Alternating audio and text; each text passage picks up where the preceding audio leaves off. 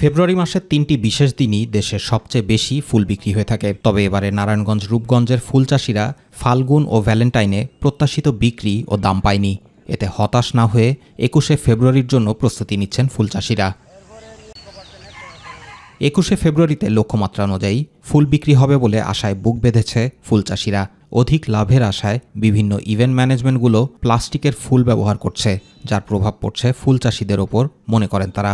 এছাড়া বাজারে সার ও কীটনাশকের অতিরিক্ত মূল্য হওয়ায় অনেক ফুল চাষি নিরুৎসাহীও হয়ে উঠছেন। ওইখানে নিয়ে ফুল বিক্রি করে আমার লাভের তো কোনো অংশ দেখেই নেই, লসের পথে। এই ২১শে ফেব্রুয়ারি লেগে কিছু ধরে রাখছি, ২১শে ফেব্রুয়ারি বিক্রি করে পরে আর যাব না। অনেক আর্টিফিশিয়াল বাড়ে গেছে চায়না ফুল, এটাই আরো আমাকে মারিয়া দিচ্ছে। সরকার যদি কীটনাশক আর সার দিয়ে যদি সহযোগিতা করে তাহলে আমরা একটু লাভবান হইতে পারবো। তো স্থানীয় কৃষি বিভাগ বলছে, ফুল চাষিদের নিয়মিত পরামর্শের পাশাপাশি ফুল সংস্করণের পরিকল্পনাও করা হচ্ছে। ফুল চাষিদের যদি কোনো প্রশিক্ষণ কিংবা তাদেরকে ফুল যে সংগ্রহ যে মানে তারা যদি এটা স্টোরেজ করতে পারে কিংবা তাদের পরিবহন সুবিধা দেওয়া যেতে পারে, তাহলে রূপগঞ্জের ফুল চাষিরা। এবছর রূপগঞ্জ উপজেলার বিভিন্ন এলাকায় ১৮ হেক্টর জমিতে ফুল চাষ করা হয়েছে।